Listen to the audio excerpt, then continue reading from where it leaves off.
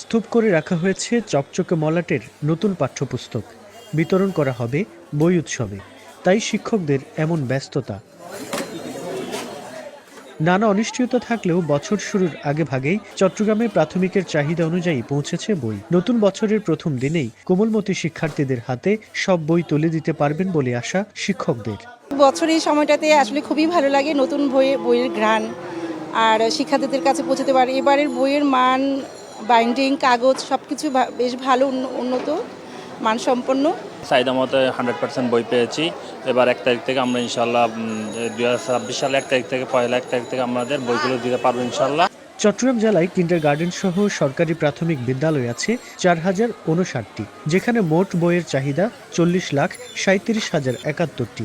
জেলা প্রাথমিক শিক্ষা কর্মকর্তা জানিয়েছেন, এরই মধ্যে চাহিদার 99%-এরও বেশি বই হাতে এসেছে।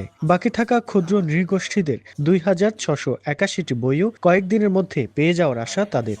জেলার আমাদের যে 21টি ইউনিট অর্থাৎ 15টি উপজেলা এবং মহানগরীর 6টি থানার জন্য সকল প্রতিষ্ঠান, বিশেষ করে আমাদের সরকারি এবং বেসরকারি যে সমস্ত প্রতিষ্ঠান আমাদের পাঠদানের অনুমতি প্রাপ্ত এবং যারা বই পাওয়ার যোগ্য, তাদের সকল প্রতিষ্ঠানের জন্যই আমাদের যেই পাঠ্যপুস্তকের চাহিদা ছিল সেটি ইতোমধ্যেই আমরা পেয়ে গিয়েছি।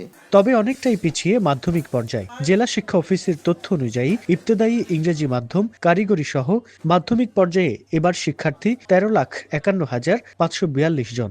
বইয়ের চাহিদা 1,47,84,590টি, যেখানে বিভিন্ন উপজেলা ও থানায় এখন পর্যন্ত বই এসেছে গড়ে মাত্র 35%। যদিও নতুন বছর শুরুর আগেই সব বই পাওয়ার আশা শিক্ষা কর্মকর্তাদের।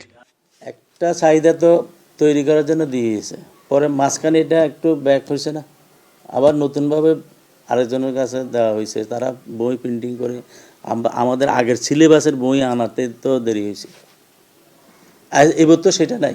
সব অনিশ্চয়তা কাটিয়ে বছরের প্রথম দিনেই সব শিক্ষার্থী পাবে ঝকঝকে নতুন বই, এমনটাই প্রত্যাশা শিক্ষা কর্মকর্তাদের। রুকনউদ্দিন, স্টার নিউজ, চট্টগ্রাম।